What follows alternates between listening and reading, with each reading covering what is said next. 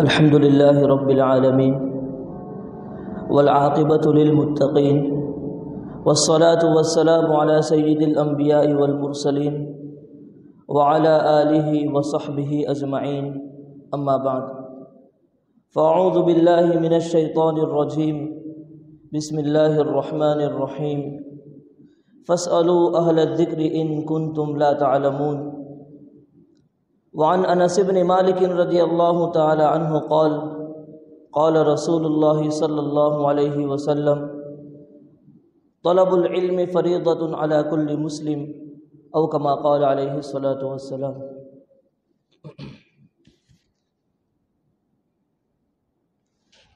محترم سامعین کرام، اس بات سے ہم بخوبی واقف ہیں اور ذخیرہ احادیث میں آپ صلی اللہ علیہ وسلم کے ارشادات اس بات کی جانب مشیر ہیں، اور آپ علیہ الصلاۃ والسلام کی پیشن گوئیوں سے یہ بات واضح ہوتی ہے کہ جیسے جیسے مشکات نبوت سے اور آپ صلی اللہ علیہ وسلم کے مبارک زمانے سے لوگ دور ہوتے چلے جائیں گے اور قیامت کا زمانہ جس قدر قریب ہوتا چلا جائے گا، ویسے ویسے روز بروز نئے نئے فتنے، روز بروز نئی نئی مصیبتیں رونما ہوگی، ظاہر ہوگی اور لوگ اس میں مبتلا ہوں گے، اور آخر زمانے میں فتنوں کا جو دور آئے گا، آپ علیہ الصلاۃ والسلام نے اپنے احادیث میں جو ارشادات اس کے متعلق فرمائے ہیں وہ یہ کہ وہ فتنے اس قدر خطرناک ہوں گے اور وہ فتنے اتنے پیدر پہ اور مسلسل آئیں گے کہ ابھی ایک فتنہ ختم نہیں ہوا کہ دوسرا فتنے میں انسان لوگ مبتلا ہو جائیں گے، دوسرا فتنہ ختم نہیں ہوا کہ تیسرا فتنہ انتظار میں کھڑا ہوگا، اس قدر مسلسل ایک کے بعد دوسرا فتنہ دنیا کے اندر رونما ہوگا۔ اور اگر ان فتنوں سے صرف جانی نقصان ہوتا، اگر ان فتنوں سے صرف مالی نقصان ہوتا تو کچھ برداشت کیا جا سکتا تھا، لیکن ان میں بہت سارے فتنے ایسے ہیں کہ ان فتنوں میں صرف جانی اور مالی نقصان نہیں، بلکہ ان فتنوں میں مبتلا ہونے کے بعد آدمی اور بندے مومن اپنے ایمان سے ہاتھ دھو بیٹھتا ہے، وہ اپنے ایمان سے محروم ہو جاتا ہے، ایمان جیسی قیمتی دولت سے وہ محروم ہو کر وہ اسلام کے دائرے سے خارج ہو جاتا ہے۔ انہی جیسے بہت سارے فتنوں کے متعلق شاید آپ علیہ الصلاۃ والسلام کے اس ارشاد کے اندر اشارہ ملتا ہے کہ آپ علیہ الصلاۃ والسلام نے فرمایا ایک زمانہ آئے گا یصبح الرجل مؤمنا ویمسی کافرا ویمسی مؤمنا ویصبح کافرا، کہ آدمی کا حال یہ ہوگا کہ صبح سویرے وہ بندہ مومن تھا، اللہ کی وحدانیت کا اقرار کرنے والا تھا، نبی کی رسالت کو تسلیم کرنے والا تھا، پورا دن گزرا، اس پورے دن کی نقل و حرکات میں،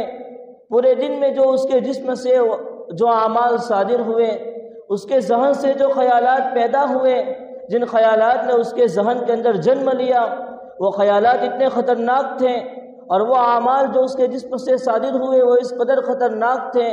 کہ وہ بندہ صبح کا مومن تھا، شام ہوتے ہوتے ایسا عمل اس نے اختیار کیا، اس کا عقیدہ ایسا بگڑا، اس کے ذہن میں ایسے خیالات نے جنم لے لیا کہ وہ بندہ اسلام کے دائرے سے خارج ہو کر اب وہ مومن نہیں رہا بلکہ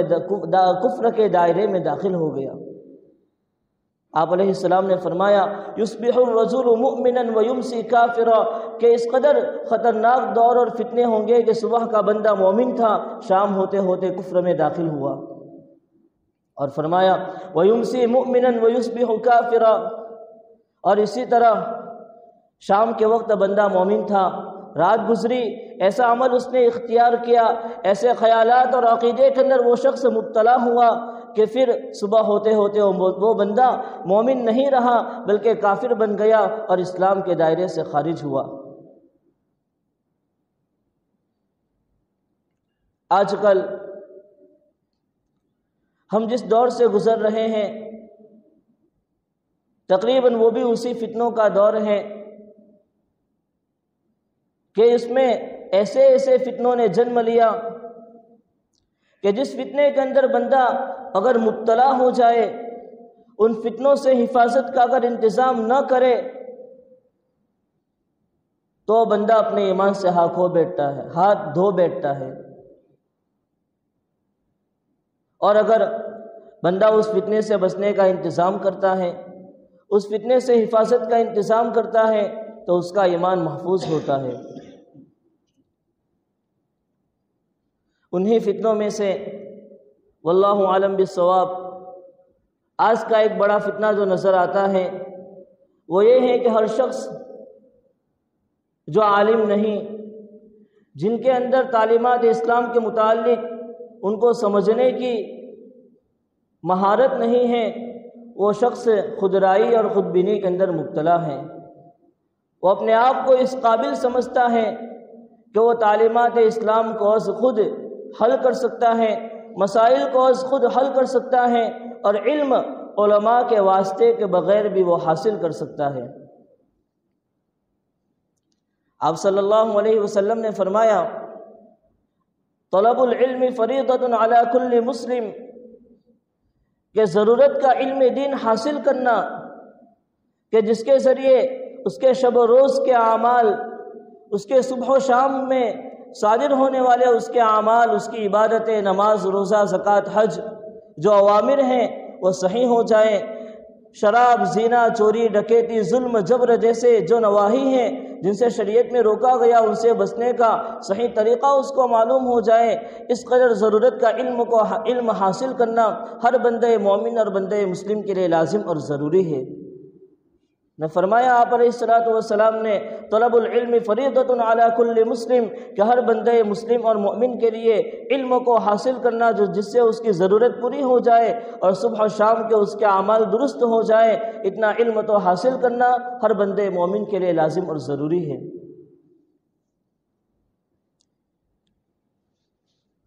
لیکن اس کو حاصل کرنے کا کیا طریقہ ہو، اس علم کو حاصل کس طریقے سے کیا جائے؟ قرآن کریم میں اس کا طریقہ ذکر فرمایا فَاسْأَلُوا أَهْلَ الذِّكْرِ إِن كُنتُمْ لَا تَعْلَمُونَ۔ علم دین کو حاصل کرنا تو لازم اور ضروری ہے، اپنے نماز، روزہ، زکوٰۃ، حج کو درست کرنا، اور اس بات کو جاننا کہ کن شرائط کی رعایت سے یہ اعمال درست ہوتے ہیں اور کن امور کو اختیار کرنے سے یہ اعمال فاسد ہو جاتے ہیں، ان تمام چیزوں کو جاننا تو لازم اور ضروری ہے۔ اس چیز کو جاننا بھی لازم اور ضروری ہے کہ عورت کے اوپر حجاب کتنا لازم ہے اور کتنا لازم نہیں ہے، اسی طرح کون سی چیز ظلم کے دائرے میں آتی ہے، کون سی چیز ظلم کے دائرے سے خارج ہے، ان تمام چیزوں کا جاننا تو ضروری ہے۔ لیکن شریعت مطہرہ نے اور قرآن کریم نے اس کا طریقہ یہ ذکر فرمایا فَاسْأَلُوا أَهْلَ الذِّكْرِ إِن كُنتُمْ لَا تَعْلَمُونَ۔ چونکہ یہ دنیا کا اصول ہے کہ ہر شخص اس قدر قابل نہیں ہوتا، ہر شخص میں اتنی مہارت نہیں ہوتی کہ وہ از خود تعلیمات اسلام کو حاصل کر سکے، وہ از خود مسائل شرعیہ کو حل کر سکے۔ تو قرآن کریم نے اس کا طریقہ ذکر فرمایا کہ جن لوگوں میں علم نہیں وہ اہل قرآن سے پوچھے، جن لوگوں میں تعلیمات اسلام کے متعلق مہارت نہیں ہے وہ ماہرین سے رجوع کرے اور اپنے مسائل شرعیہ کو ان سے حل کروائے۔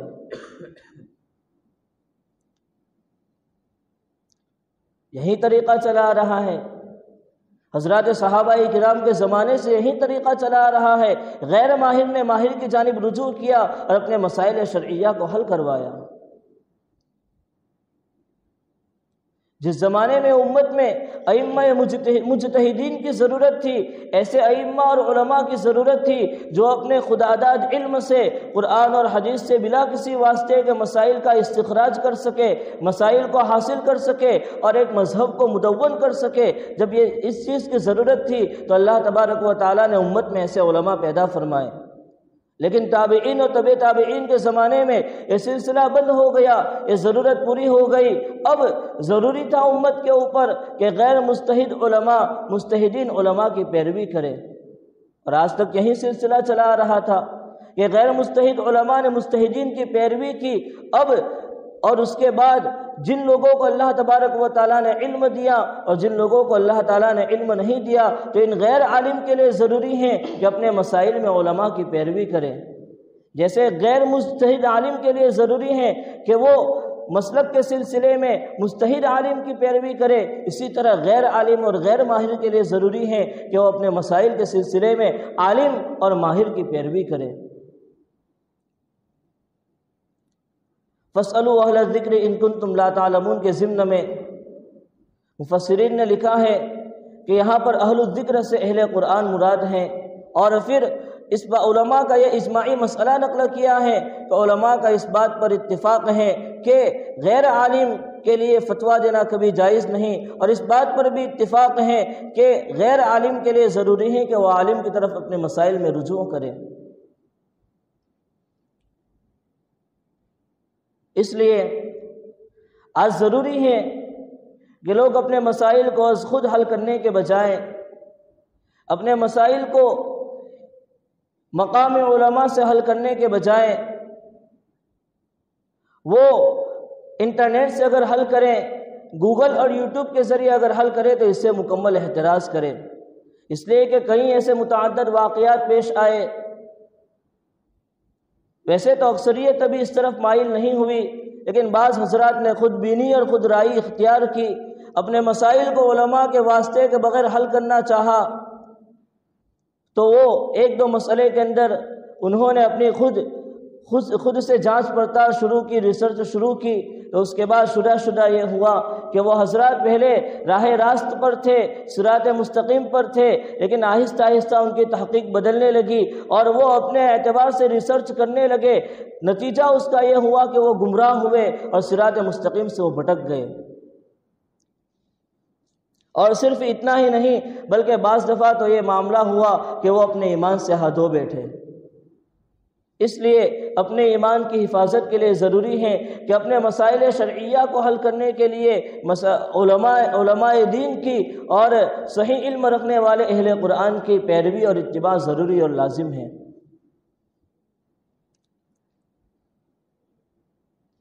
اگر آدمی بلا کسی تمیز کے ہر مضمون کو پڑھے گا، بلا کسی تمیز کے ہر کسی شخص کے بیانات کو سنے گا اور ہر کسی کے بیانات کو سن کر اپنے مسائل کو حل کرنے کے پیچھے پڑے گا، تو یہ اس کے دل میں ظلمت پیدا کرنے کا ذریعہ بنے گا۔ حضرت مولانا جالندھری رحمۃ اللہ علیہ فرماتے ہیں، یہ وہ شخصیت ہیں کہ اکابرین نے ان پر اعتماد کیا، اعتماد کر کے فرقہ باطلہ کے رد کے لیے ان کا انتخاب فرمایا اور کہا کہ فرقہ باطلہ کی تعلیمات کا آپ مطالعہ کریں، ان کی کتابوں کو آپ دیکھیں اور دیکھنے کے بعد ان کے جو اشکالات اور اعتراضات ہیں ان کا بغور مطالعہ کر کے ان کو حل کرے اور ان کا رد کرے۔ حضرت مولانا فرماتے ہیں کہ حالانکہ میں تو اکابرین کے مشورے سے اس چیز کو انجام دے رہا تھا، اکابرین کی توجہات میرے پیچھے تھی اور میں ایک زمانے تک ان تعلیمات کو دیکھتا رہا، درمیان میں ایسا ہوتا تھا کہ ان باطل تعلیمات کو میں دیکھتا تھا، حالانکہ میرا مقصد یہ نہیں تھا کہ اس سے فائدہ حاصل کروں، میرا مقصد اس سے استفادہ کرنا ہرگز نہیں تھا، میرا مقصد تو یہ تھا کہ ان کے اعتراضات کو دیکھا جائے، ان اعتراضات کا صحیح جواب دیا جائے۔ اس کے باوجود کبھی کبھی مجھے محسوس ہوتا تھا کہ میرے قلب سے ایک نور کی شکل کی کوئی چیز اڑ کر ختم ہو گئی اور میرا دل ظلمتوں سے بھر گیا۔ میں پریشان ہوتا تھا، بے چین ہوتا تھا، غسل کر کے 2 رکعت نماز پڑھ کے اللہ تبارک و تعالیٰ کی جانب رجوع ہوتا تھا، اللہ تعالیٰ سے مانگتا تھا، پھر میرے قلب کے اندر نور آتا تھا۔ یعنی ایک شخص جو صحیح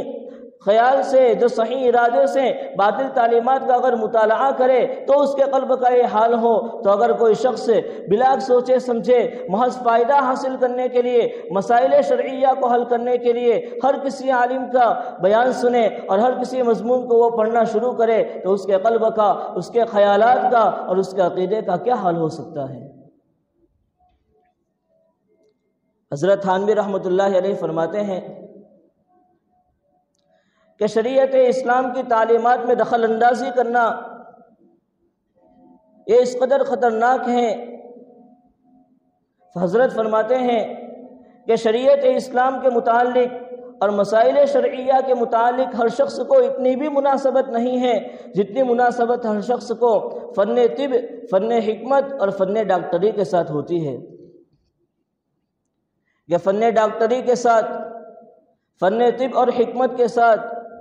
ہر شخص کو کچھ نہ کچھ مناسبت تو ضرور ہوتی ہے، کچھ نہ کچھ تجربہ تو ضرور ہوتا ہے۔ اس کے باوجود آپ دیکھیں، اور شریعت مطہرہ کی تعلیمات کے سلسلے میں، مسائل شرعیہ کے سلسلے میں ہر شخص کو اتنی بھی مناسبت نہیں ہوتی۔ اس کے باوجود دیکھا یہ گیا کہ طب کے معاملے میں آدمی اقدام کرنے سے اور بغیر ڈاکٹر کی رہنمائی کوئی قدم اٹھانے سے آدمی گریز کرتا ہے، حالانکہ اس کا تجربہ ہے، اس نے دیکھا ہے، اس کے سامنے کتابیں موجود ہیں، وہ جانتا ہے کہ یہ دوائی اس طریقے سے بنائی جاتی ہے، یہ انجیکشن اس طریقے سے تیار کیا جاتا ہے، اس کے سامنے فارمولہ موجود ہیں۔ فارمولہ موجود ہونے کے باوجود دوائیوں کے اندر کون سے کیمیکل ملائے جائیں گے اس کا علم ہونے کے باوجود، دواؤں کے اندر اور حکمت کے اعتبار سے کون سی جڑی بوٹیاں اس میں داخل کی جائے گی اس کا علم ہونے کے باوجود، وہ شخص اپنی بیماری کا علاج از خود نہیں کرتا، اپنی دوائیاں از خود تیار نہیں کرتا، اپنے لیے انجیکشن خود سے تیار نہیں کرتا، بلکہ وہ کہتا ہے کہ ڈاکٹر کی رہنمائی ضروری ہے۔ اگر کوئی شخص اسے مشورہ دے کہ دوائیوں کا بنانے کا طریقہ تو ہمیں خود معلوم ہے، انجیکشن بنانے کا طریقہ تو ہمیں خود معلوم ہے، پھر ان ڈاکٹروں کی رہنمائی کی کیا ضرورت، ہم از خود دوائیاں تیار کرتے ہیں، از خود اپنا علاج کرتے ہیں۔ حضرت تھانوی رحمۃ اللہ علیہ فرماتے ہیں کہ اگر کوئی شخص اس کو اس بات کا مشورہ بھی اگر دے گا تو وہ کہے گا کہ نہیں بھائی، نہ جانے ہم سے دوائیوں کے بنانے میں کیا غلطی ہو جائے، انجیکشن کے بنانے میں بھلا کیا غلطی ہو جائے، اور نہ جانے ان دوائیوں کے اندر کیا خرابی ہو جائے، اور وہ چیز ہمارے جسم کے لیے نقصان دہ ثابت ہو سکتی ہے۔ حالانکہ فارمولے کا اس کو علم تھا، حالانکہ ادویات بنانے کا طریقہ اس کو معلوم تھا، لیکن چونکہ مہارت حاصل نہیں تھی اس کے اندر مکمل تجربہ حاصل نہیں تھا، تو وہ آدمی ادویات اور دواؤں کو بنانے سے اپنے آپ کو بچاتا ہے، اپنا علاج از خود نہیں کرتا، ڈاکٹر کی رہنمائی کو لازم اور ضروری سمجھتا ہے۔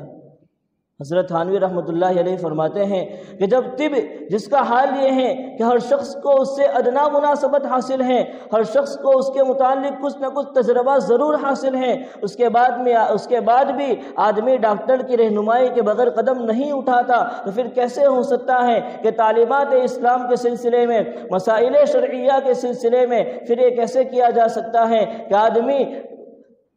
تعلیمات اسلام میں جن کو مہارت حاصل ہے، مسائل شرعیہ کے حل میں جن علماء کو مہارت حاصل ہے، ان ماہرین کی اتباع کیے بغیر، ان ماہرین کا سہارا لیے بغیر از خود مسائل کو حل کرنا شروع کر دے، ایک بالکل غلط طریقہ ہے۔ اس لیے ضروری ہے کہ غیر ماہرین کا اتباع کرے، غیر عالم علماء کا اتباع کرے، اور ان کے من سے مسائل کو پوچھ کر اپنی زندگی کے شب و روز کے مسائل کو حل کرے، ورنہ قریب نہیں کہ جس طرح اگر ادویات میں ذرہ برابر غلطی ہو سکتی ہے، اگر کیمیکل ملانے میں ذرہ برابر کوئی غلطی ہو گئی تو وہ جس طرح اس کے جسم کے لیے نقصان دہ ہو سکتی ہیں، اگر مسائل شرعیہ کو حل کرنے میں اگر غلطی کر بیٹھا تو وہ وہ دوائی جس طرح جسم کے لیے مضر ہو سکتی ہے، تو وہ اس کے ان مسائل کو از خود حل کرنا اور از خود خیالات کو پیدا کرنا، از خود اپنے اعتبار سے کسی نتیجے تک پہنچنا ریسرچ کے بعد، یا اس کے ایمان کی خرابی کا سبب بن سکتا ہے۔ اس لیے اپنے ایمان کی حفاظت کے لیے بہت ضروری ہے کہ اپنے مسائل کو علماء سے پوچھ کر، ان سے معلوم کر کے تعلیمات اسلام کے دائرے میں رہتے ہوئے اپنے مسائل کو حل کیا جائے۔ حضرت تھانوی رحمۃ اللہ علیہ فرماتے ہیں کہ اگر کوئی یہ اعتراض کرے کہ کیوں غیر ماہر کو ماہر کا اتباع ضروری ہے، کیوں غیر عالم کو عالم کا اتباع ضروری ہے، کیوں یہ صلاحیت انہی کے اندر رکھی گئی کہ وہ مسائل کو حل کرے، کیوں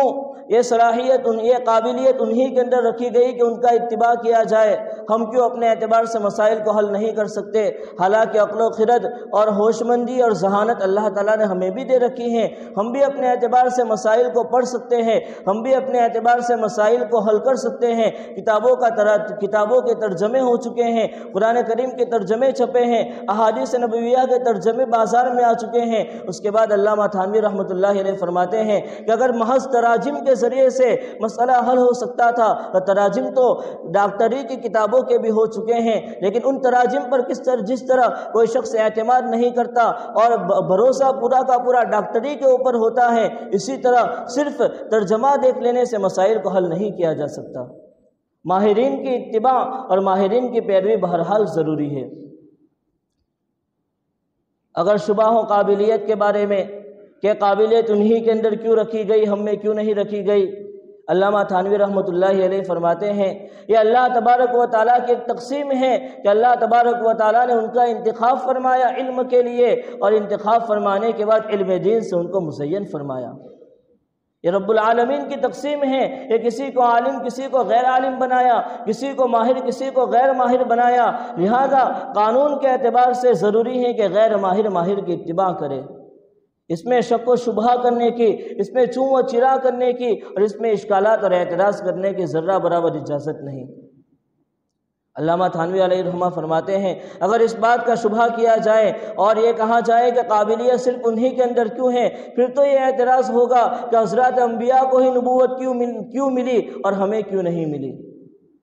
فلاں کو دی تو نے پیغمبری، میری بار کیوں دیر اتنی کری؟